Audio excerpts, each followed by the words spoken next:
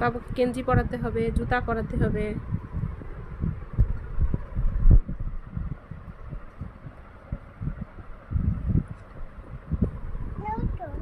নতুন, হ্যাঁ।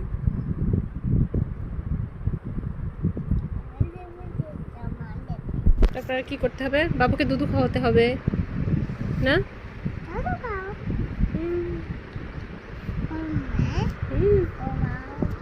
ঘুম পাড়াচ্ছ?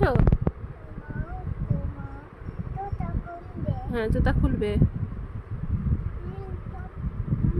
হ্যাঁ, পেন আছে, ও পেন পরে আছে, নেন্টু না। হ্যাঁ বলো। জামা খুলবে কেন? গোসল করবে নাকি?